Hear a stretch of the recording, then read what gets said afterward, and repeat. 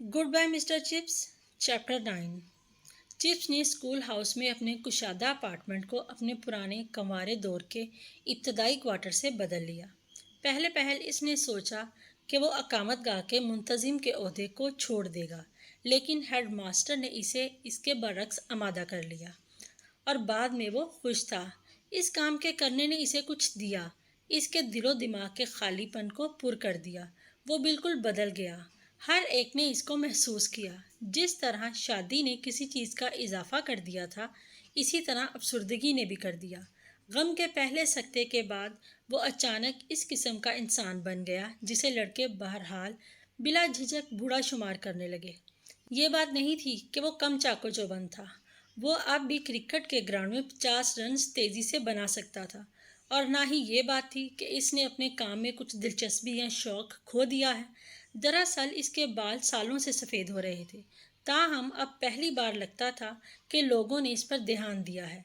वो 50 साल का हो गया था। एक दफ़ा कुछ तेज़ी से 5-5 रन्स बनाने के बाद जिनको बताते हुए वो इतना अच्छा खेला था जितना कि इसकी निस्फ उम्र के कई लोग खेलते हैं।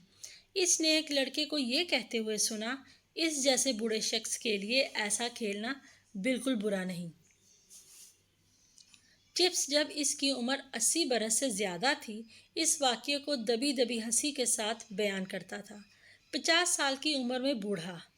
हाँ, यह नेलर ही था जिसने ये बात कही थी, और अब खुद नेलर की उम्र भी 50 साल से ज़्यादा कम नहीं होगी। मैं सोचता हूँ कि आया अब भी वो 50 साल की उम्र के बारे में ऐसा समझता है। जब आखिरी दफ़ा मैंने उससे मुतालिक सुना था तो वो वकालत कर रहा था, और वकील लंबी उम्र पाते हैं। हार्स्प्रे को देखो, 82 साल की उम्र में चांसलर बना और 99 साल की उम्र में फोत हुआ। तुम्हारे सामने तो एक उम्र पड़ी है। 50 साल की उम्र में बहुत बूढ़ा हो जाना।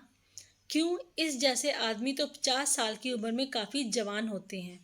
मैं बजाते खुद था महज एक शीरख्वार बच्चा, और एक लिहाज से ये सच भी था, क्योंकि नई सदी के साथ ही चिप्स में एक ऐसी लताफत आ गई जिसने इसके तरक्की पाए हुए तमाम अतवार और इसके अक्सर दोहराए जाने वाले मजाकों को एक वाहद हम आहंगी में पिरो दिया।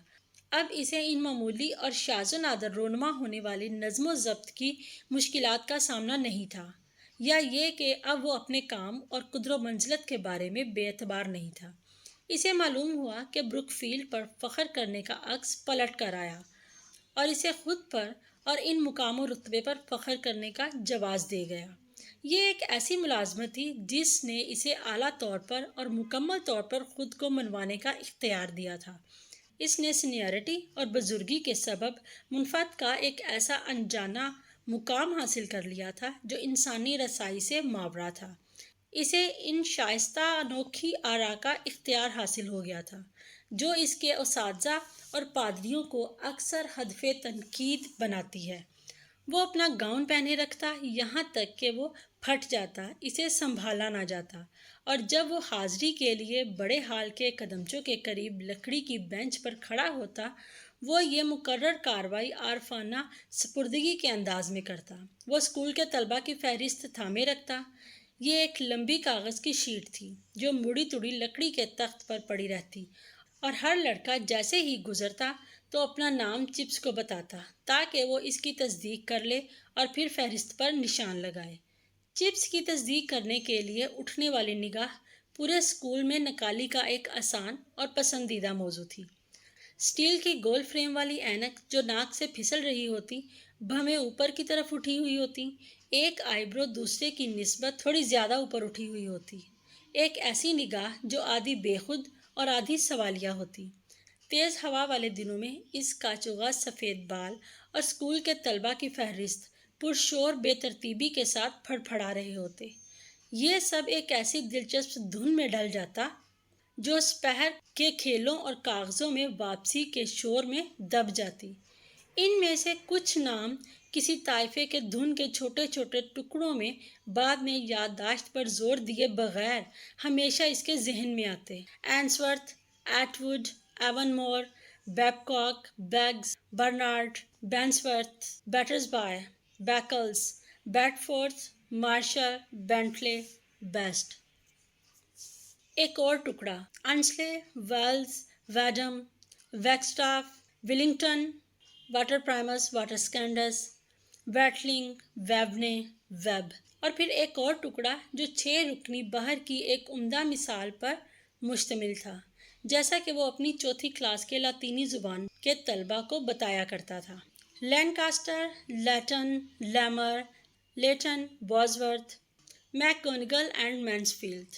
वो अक्सर सोचता कि वो सब कहाँ खो गए, वो धागे जिन्हें कभी इसने एक साथ थाम रखा था, कितनी दूर दूर वो बिखर गए, कुछ टूट जाने के लिए और दूसरे अनजाने नमूनों में ढल जाने के लिए। दुनिया की अनोखी बेतरतीबी ने इसे बहकाया, वो बेतरतीबी जो इन धुनों को रहती दुनिया तक कभी मायने नहीं देगी।